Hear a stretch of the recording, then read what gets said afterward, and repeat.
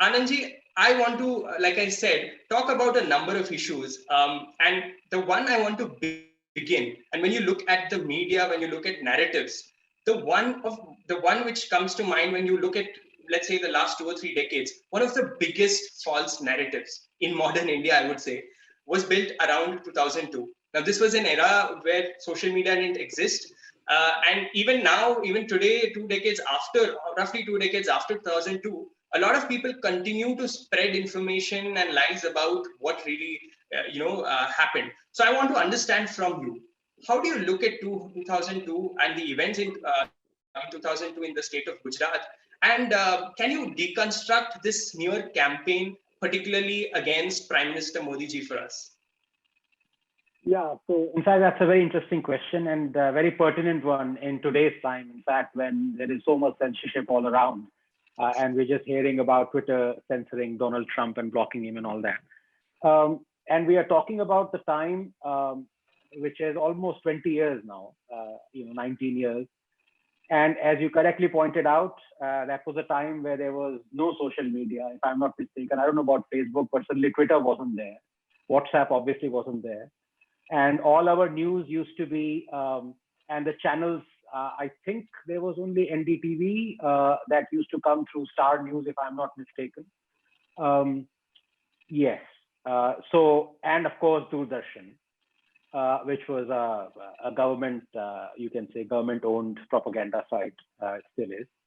But other than that, all our news used to come from newspapers, like the Hindu, Times of India, and all the other, main print, what they call mainstream media.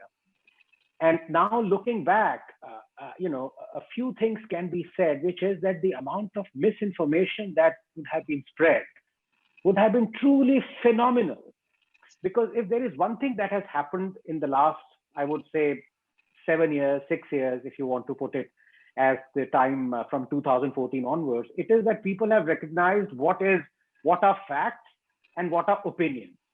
So they can clearly make out. And in fact, if people, they are still able to pardon people who give opinions, because that's your opinion. That can be completely wrong, or it can be right, or it can be structured on facts or not, but it's opinion. And they can differentiate that between, what people give out as facts. But when you're talking about 2002, and I look back, upon if I, seem to remember the kind of articles that were written, they were purely opinionated with no facts at all. And just imagine there was, an audience would read it, for example, in a newspaper, and other than flinging the newspaper against the wall, you had no option, because there was no Twitter, or any other social media platform for you to give out the facts and to say that, look, what you're saying is completely wrong. So, and that narrative continued for 3 or 4 years. And there are two things here. Number one is that we know how deeply damaging that kind of narrative would have been to the national psyche. Because here we had in 2020, beginning of 2020, in the full glare of 24-hour news channels and social media, you can say pretty matured social media. I mean in a negative as well as positive sense. And yet, you had the Delhi riots, as we all saw through them, being declared as a pogrom, as an anti-Muslim pogrom. So right when you have in the social media age something that is being screened and being videographed by everyone on the road, and all the videos are there, that completely exposed this propaganda that was spread, that it is purely an anti-Muslim pogrom. So when you can have that in 2020, can you imagine without the means of 24-hour news channels or non-left media or social media, there would have been no opposition to the propaganda that was spread in 2002. So this is what is glaring, that in one sense, nothing has changed, because if amongst all the social media, platforms and freedom, you can call it, if still there are people, and journalists, so-called senior journalists, established journalists, still saying that the riots were and purely an anti-Muslim pogrom, that, Hindus weren't affected, that the state orchestrated it. What can you say? You can only, correlate it to what was happening before the age of essence. So it is scary in one sense. It is really scary. But we, of course, we lived through that age. And the amazing thing is that now when you look back, of course, you can't remember half the things that were being shown because NDTV, in fact, even Narendra Modi was interviewed by Ms. Madhu Kishwar, and he gave two examples of two journalists who were out to create mayhem just for the heck of it as a propaganda. Other than that, what astonishes me is that still some of the lies that were propagated then, 19, 20 years ago, they still have almost, in a very cynical way, I can put it, stood the test of time. And two of them come to my mind. Other than the fact that, of course, the SIT gave a clean chit to Narendra Modi, and there are people who still don't believe that. They would, when it suits them, they believe the judiciary. When it doesn't suit them, then they don't believe the judiciary. So they would never accept that the Supreme Court has said that Narendra Modi is not culpable for that those riots. Plus, they very conveniently try and overlook the fact that those riots were a reaction to one of the most heinous crimes ever committed in India, which was 54 Hindus who were brutally burnt alive in a coach. So that slowly, and we have seen over the years, NYT, they try and, it's very difficult for them to airbrush it because there was evidence and, people knew the truth. But believe me, 50 years ago, they would have airbrushed it.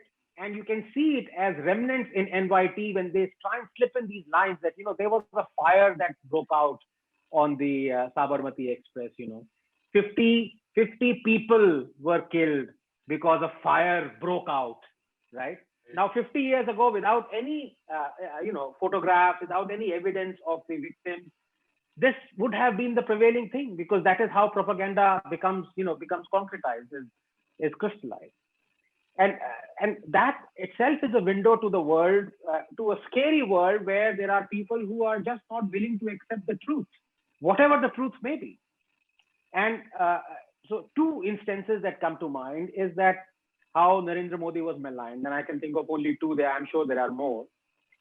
One was the fact that people still say that he was castigated by Atal Bihari Vajpayee by saying that Raj Dharm ka palan hona chahiye. Now, the clips are still there.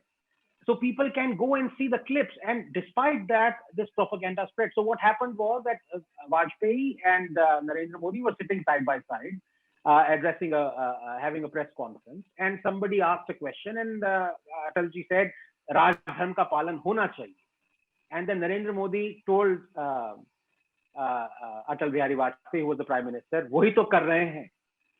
And 2 seconds later, Vajpayee said, and this is on record, हाँ वही हो रहा है, मुझे यकीन है, or something like that, वही राजधर्म का पालन ही हो रहा है. Now that is conveniently omitted, and people say that look, Vajpayee castigated Narendra Modi कि राजधर्म का पालन होना चाहिए और वो नहीं हो रहा. The other more blatant lie that is still being spread, and I wrote a piece on this because I caught red-handed the fellow, the senior journalist, I call him Michelangelo, who was spreading this lie even 20 years down the line, that Narendra Modi said every action has an equal and opposite reaction, right? Now, this was kind of tied to, or kind of to cushion the almost barbaric, cruel quote of Rajiv Gandhi saying that, in the aftermath of the anti-Sikh pogrom, that was a genocide, that Rajiv Gandhi said, when a big tree falls, the earth shakes. So people, equated that and said, look, this monster Narendra Modi has said every action has a reaction. So his action, according to him, were the burning alive of 54 Hindus, and the reaction are these riots. Now they, shockingly, they leave out what he said immediately after he said this. And it is amazing how, and that's when you know that they are spreading propaganda, because what he said was that, and I want neither the action nor the reaction. This is what he said. And now that is conveniently left out. So what can this is what I say, that you cannot cure these propagandists. You can only expose them. And with the onset of social media now, you can, there are people who expose lies, by the minute. Earlier, they used to take a month. You would see something in the Hindu, and you would, religiously write a letter, dear editor, this is wrong, and all that. And 99% chances are they would never be published. So there goes the, you're trying to expose them. Then social media came, but it took time. And now it's kind of, when I say mature, and I really mean it in a negative as well as a positive sense, because in a negative sense, in almost a cynical way, there are fact checkers, but even fact checkers have their ideologies now. When you are checking facts, you must be completely devoid of all propaganda, all allegiances, all ideologies, because it's almost a scientific process. You look at something and you decide whether this is true or this is false. This is black and white. It's not gray. But there are fact checkers who pick and choose, what they need to fact check. And if there is something which is inconvenient, they, skip it out.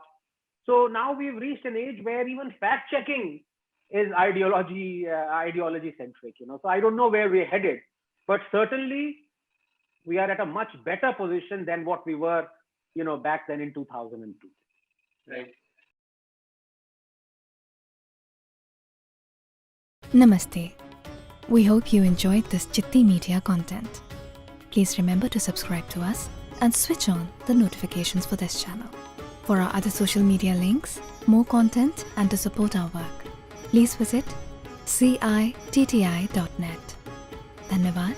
Namaskar.